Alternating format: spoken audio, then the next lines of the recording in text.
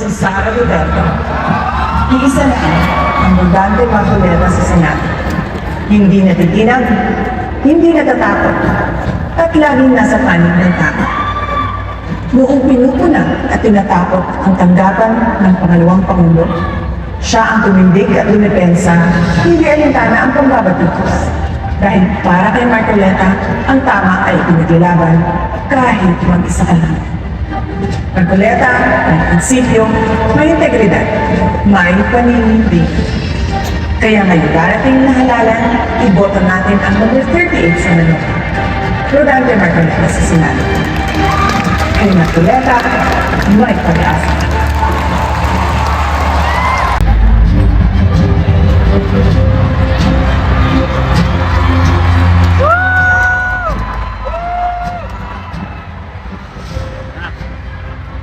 Mabuhay!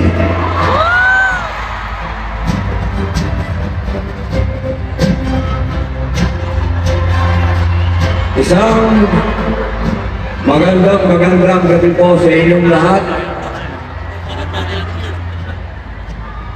Nais ko po munang magpasalamat sa akin pong kaibigan. Sa akin pong ang tawag ko ay Batman. Sa ating pong susunod na senador, Rodante Marcoleta. Alam niyo po, noong 2022, kami pong dalawa ng ating mahal na kapatid Dante Marcoleta ang laging magkatabi. At nung siya po ay biglang umatras, ang sabi ko po sa kanya, tinawagan ko siya.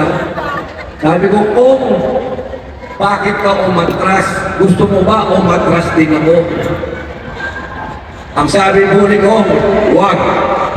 Sapagkat sa susunod na eleksyon, sasamahan mo ako.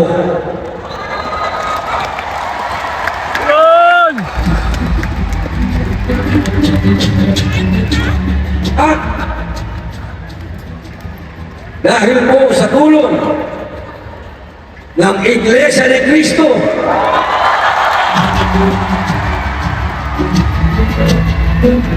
ang inyong pong lingkod ay naging number 1. Maraming salamat po sa inyong lahat. Ngayon po, dumating na po ang panahon para maging number 1 ay si Dante Marcoleta!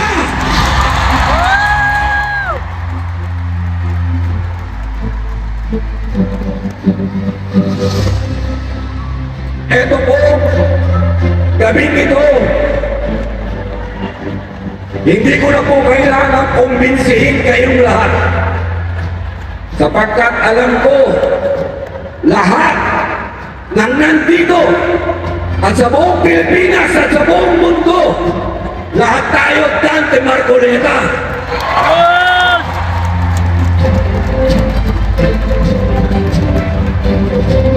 Ang nais ko po, pakiusapan,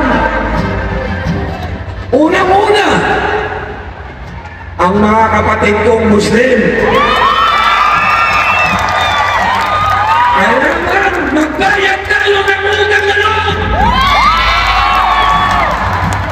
Kailangan si Dante Marcoleta maging number 1. Sa tulong, mga kapatid kong Muslim na nanonood ngayon, kahit kailan hindi tayo nakalimutan ng Iglesia ni Cristo. Sa tuwing dumadanas tayo ng gera, ng kahirapan, ng bagyo, nandyan ang ligap sa atin.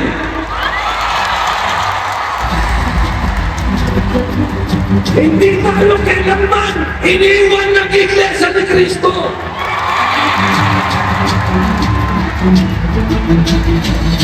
Kaya mga kapatid ko, sa May 12, number 1, Dante Marcoleta!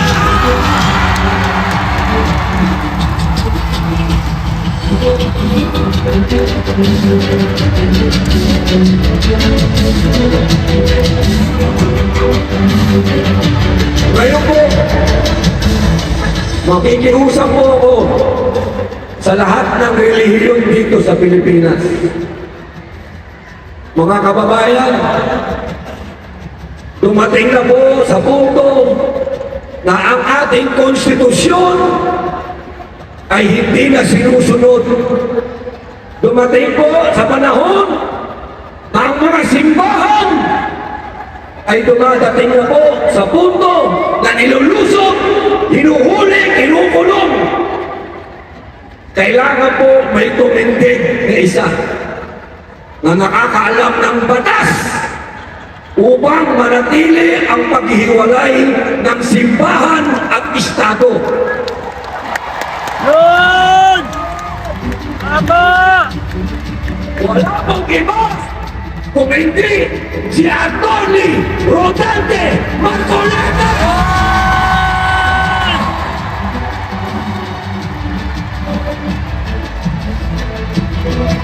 Mga kababayan, marahil narinig nyo na si Kong Dante Marcoleta ang susunod na Senador Miriam Santiago. Alam ko na, narinig nyo na yan. Ito lang po ang sasabihin ko sa inyo. Totoo po yan.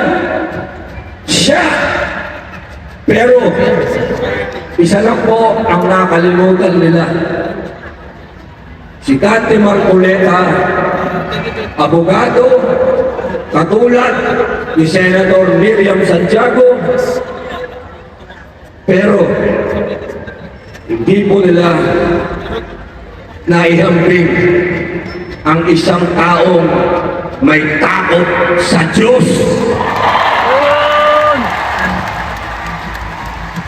Napakahalaga po na ang inyong senador ay may takot sa Diyos.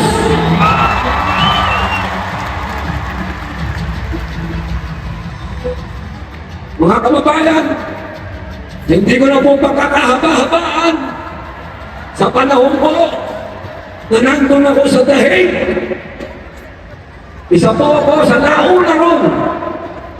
Ang kabilin-bilinan po ng ating mahal na dating Pangulo sa amin, sa PDP. Lahat po yan. Isa lang ang sinasabi niya. Huwag niyong kakalimutan iparating sa lahat ng Pilipino sa buong mundo ang unang iboto, Dante Marcoleta! Yun! Woo! Wala pong kasinungalingan yan! Ang bilin ni Rodrigo Roa Duterte, Dante Marcoleta!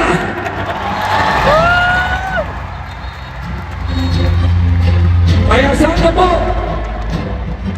pagdating po ng araw, sa May 12, kayo po ang pinakamakapangyarihang tao sa araw na yan. Mas makapangyarihan pa kayo sa presidente, senador, congressman, governor, mayor. Sa araw na yan, tandaan nyo po, ang isang taong nakipaglaban, walang sinino-sino, kahit mag-isa lang siya sa Kongreso, tumayo.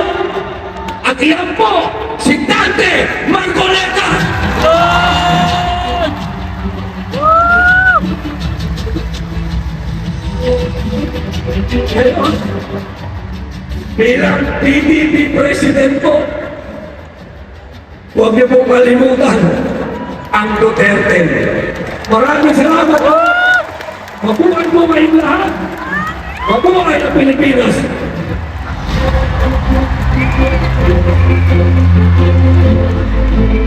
Maraming salamat po, Senator Robin Padilla. Kayo ba nag-enjoy? Yan. Grabe, full of energy ang mga entertainers natin kanina. At yung opening salvo ng ating host. baka hindi ko ma-match yung level of energy ng ating mga talento ngayong gabi. Pero ngayon pa lang po, ako po ay overwhelmed sa dami po ng tao ngayon sa Philippine Arena ngayong gabi. Kumusta po kayo? Gutom na ba kayo? Marami pong food stalls sa labas. Opo, marami pong nakahandang food stalls dyan. Opo. Anyway, grabe itong gabi na to. Hindi ko inaasahan na at the outset, ang venue lang po namin ay sa Quezon City Circle lamang po. Pero dahil po mas gusto namin, mas maganda at mas engrande ang ating meeting de avance, binarapat po namin na dito idaos ang meeting de avance ni senatorial candidate Dante Marcoleta. Ilang tulog na lang po at abot tanaw na po natin ang nabibintuhong tagumpay.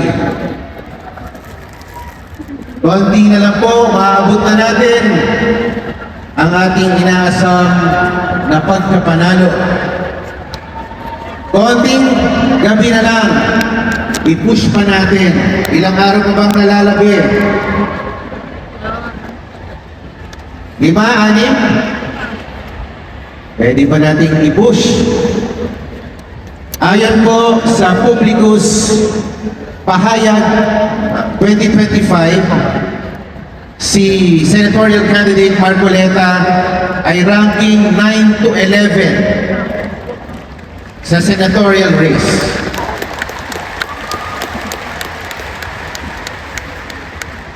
Malayo dun sa ating nakikita dati na nasa 25, number 28, number 32. Ngayon po, nandun na siya sa tinatawag natin na safe zone. At doon din po sa Archipelago Analytics, siya po ay nasa rank 11 naman. Talagang hindi na po may tago-tago ang kanyang magandang performance pagdating sa surveys. Yan po ay dahil sa inyong lahat na nandito ngayong gabi. Marami pong dapat ipagpasalamat ngayong gabing ito. Unang-una po, yung pong parallel group na Marcoleta for Senator Movement na talagang unang-una naman na talaga sila ang naghimok kay Dante Marcoleta na pag-aralan muli na pumasok ulit at pumasok sa karera ng pagkasenador. Kaya sa MSM, maraming salamat po sa inyong lahat. At sa mga local candidates po na kusang loob na tinulungan at sinuportahan ng aking tatay na si Senatorial Dante Marcoleta, nationwide po yan, sinama po nila ang mukha ng aking tatay, pangalan sa kanilang mga karatula. Maraming salamat po sa inyo at kapiling po natin sila ngayon, mga mayors, mga vice mayors, mga konsehal po na kapiling natin ngayong gabi. Maraming salamat po sa inyo. At dito po yata si Congresswoman, tawagin ko na siyang Congresswoman Roslyn ng 5th District of Quezon City. Yeah. Hindi ko na po babanggitin yung iba dahil napakarami po dito, nakahalo na po dito ang mga mahal po natin mga local government executives. At salamat din po sa mga negosyante na tumulong po kay Daddy. Nagpadala, nagpaskel ng malalaking mga billboard along major thoroughfares like EDSA, C5, SLEX, NLEX. Sila po yung tumulong para makadagdag po sa visibility ng ating kandidato. So maraming po salamat sa ating mga negosyante. At gusto ko rin mong pasalamatan ang mga artists at mga composers na nag-alay po ng kanta para kay Senator Dante Marcoleta. Yung po mga naririnig nyo kanina na mga awitin, yan po ay binigay lang nila free of charge. Ayan po. Total, wala namang kaming pambayad sa kanila. Binigay na lang nila yung kanta. At sa dami po nang nag-alay ng kanta, pwede na po ako mag-compile ng isang album. Baka sakali, i-compile ko yun, gumawa ng album, ibenta ko. Baka sakaling mabawi namin yung ginastos namin sa tarpaulin. Ayun. So maraming pong salamat sa mga nag-alay ng kanta. No? Sino pa ba? Mga dapat pasalamatan. Una kong, bago ko makalimutan, yung mga kaibigan din natin dito sa VIP area. Ayan, mga kapartido sa PDP Laban, nandito rin po sila, kapiling natin ngayon.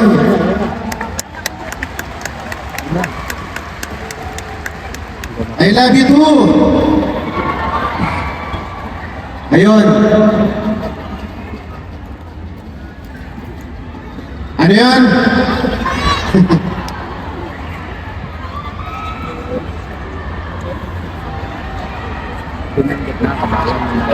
Mamaya na po yung kiss.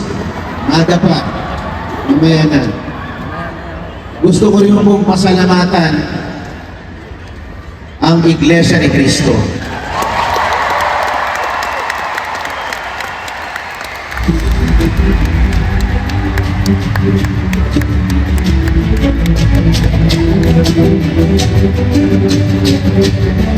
Wala po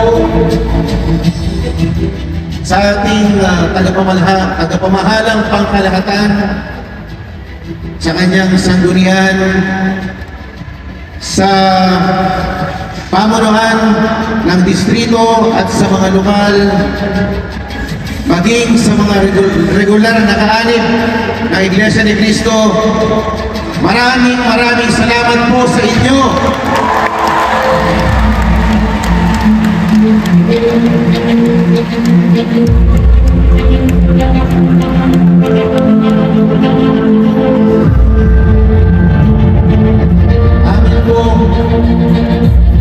Amin po nasaksihan ang mga isinagawa ninyong motorcade sa bawat lokal at distrito. Kanya-kanyang pagandahan, pahabaan ng karaban ng bawat lokal at distrito sa buong Pilipinas.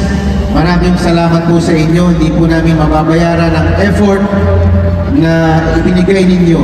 Marahil tumaas ang awareness ni Senator Dante Marcoleta dahil sa inyo. Dahil sa walang patlang na pagsasagawa niyo ng motorcade. Pati na rin sa mga kapatid na nag-post sa TikTok, sa Instagram, at sa Facebook Reels. Maraming salamat po. Malaking tulong po yun sa pagkalat po ng awareness para sa ating kandidato.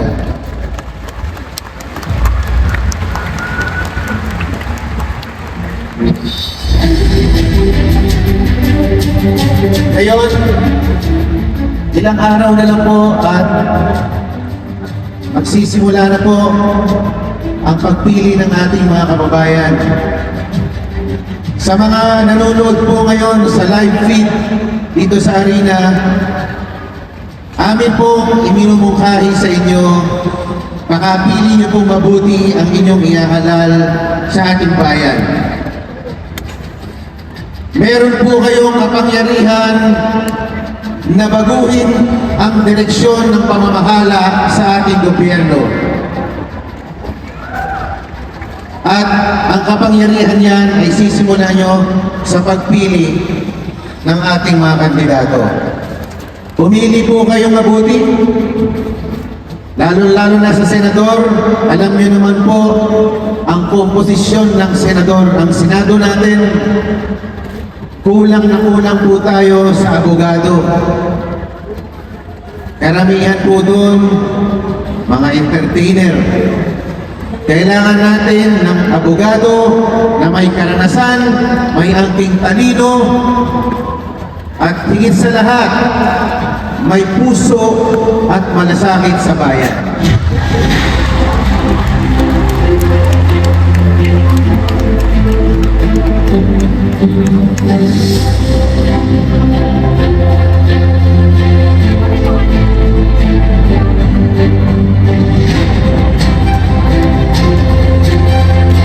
Kailangan po iluklok natin si Dante Marcoleta sa Senado dahil sabi nga nila kahit na ang komposisyon ay hindi ganun maganda, pagka nilagay natin si Dante Marcoleta doon, para siyang magic sarap na magbibigay lasa sa Senado.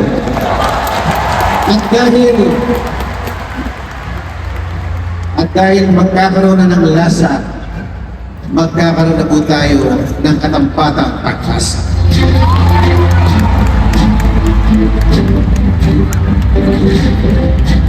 At yaman rin lang na nandito po ako, gusto ko pong pagtitintin ang Sagip Party List. Ang party list po na pinanggalingan ni Senatoriable Dante Marcoleta na kung siya ay aakyat na sa batas ng pulungan, may iwan niyo po ang Sagip Party List. At ito pong Sagip Party List ay magsisilbing katuwang niya habang siya ay nasa Senado. At mas maganda po kung meron tayong katuwang at kakampi sa Kongreso, sa mababang kapulungan na tutulong sa kanya sa pagbalangkas ng mga panukalang batas na maglalayong iangat ang antas ng ating mga kababayan. Kailangan po niya ng kakampi sa mababang kapulungan. At kung bibigyan niyo po kami ng pagkakataon, kami po ay magtutuloy ng legasiya na sinimulan ni Dante Marcoleta. Ang Sagip Party List po ang magtutuloy ng tradisyon ng taus-pusong pagtulong at pagbalangkas ng mga pro-poor bills na mag-aangat sa antas ng buhay ng mahihirap natin mga kababayan. Kaya huwag niyo pong kalalimutan, sa araw ng Lunes, Dante Marcoleta, kalibre 38 sa balota, at Sagip Party List number 65 naman po sa balota. Magandang gabi po sa inyo lahat at maraming salamat po.